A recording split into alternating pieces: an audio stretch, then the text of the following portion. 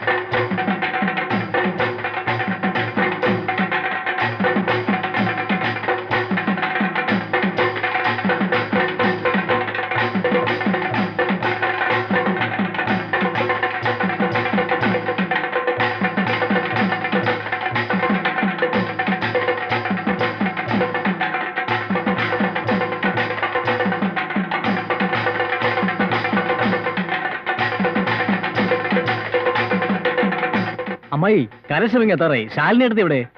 ഈ പെണ്ണ് ശാലിനി, ശാലിനി.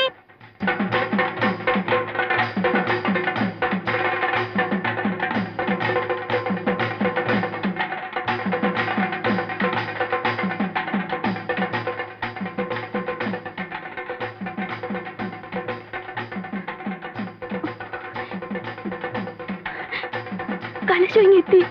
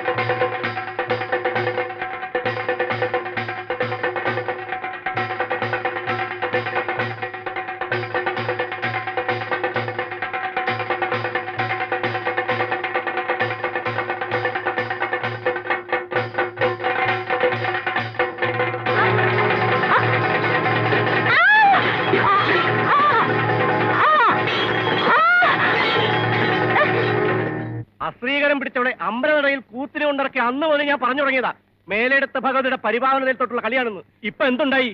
നശൂരം പിടിച്ചോടെ വിരല് തൊട്ടപ്പോ തന്നെ കലിശായില്ലേ?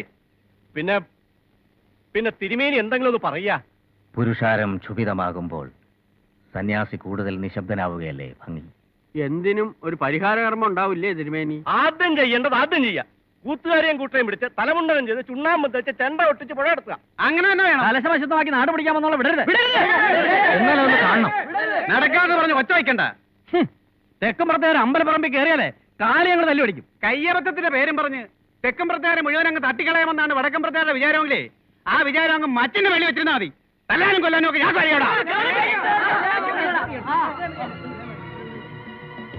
ഗീതയിൽ പറയുന്നുണ്ട്, ക്രോധാത് ഭവതി സമ്മോഹ. ക്രോധം നിമിത്തം കാര്യാകാര്യ വിവേകമില്ലായ്മ എന്ന സമ്മോഹം സംഭവിക്കുന്നു. ഇവിടെയും അത് തന്നെ സംഭവിച്ചിരിക്കുന്നു.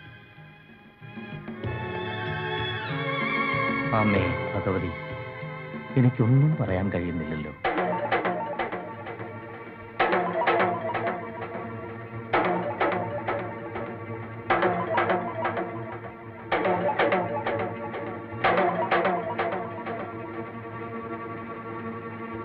അമ്മേ, പാതിരാക്കെല്ലാം കെട്ടിപ്പറക്കി ഓടാനും മാത്രം നമ്മൾ എന്ത് തെറ്റാ ചെയ്തേ? കലശം വീണന് വേറെ എന്തെങ്കിലും കാരണം ഉണ്ടാവും. എന്റെ ഇന്നൊരു പിഴയും പറ്റിയിട്ടില്ല, ഉറപ്പാ. മോളെ, വാദിച്ച് നിൽക്കേണ്ട സമയമല്ലത്. ആളുകൾ ഭ്രാന്തളകി നിൽക്കുക. അവരെ കൈ കിട്ടിയ കുഞ്ഞിനെ നമ്മൾ ആരും ബാക്കിയുണ്ടാവില്ല. ഭ്രാന്ത് ആളുകൾക്കല്ലേ, ദേവി നമ്മളെ രക്ഷിക്കും. ഞാൻ എന്താ ചെയ്യാ എന്റെ ഭഗവതി? പേടിയുള്ളവർക്ക് പോകാം, നിൽക്കുന്നവർക്ക് നിൽക്കാം. എന്തായാലും ജയദേവൻ സാറല്ലാതെ ഞാനില്ല. നമ്മൾ ആണുങ്ങൾക്ക് മുങ്ങാം. അതുപോലാണോ പ്രഭയുടെ അമ്മയുടെ സ്ഥിതി? ആൾക്കാർ വെട്ടുകത്തിയും വടിവാളുമായിട്ട് നിൽക്കുകയാണ്. എന്ത് സംഭവിക്കാം?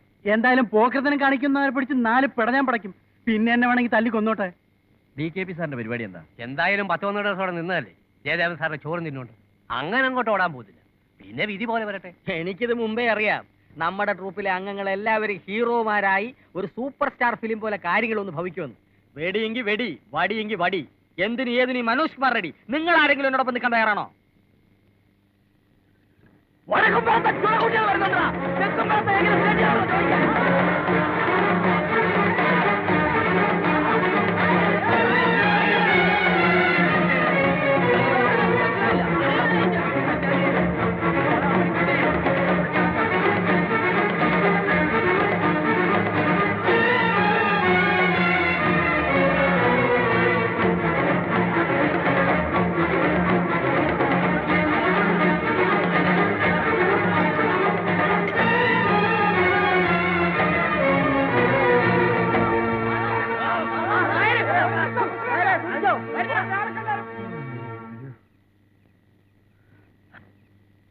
എന്റെ ഭഗവതി, കട മുഴുവനും അവന്മാര് കാലിയാക്കിയല്ലോ.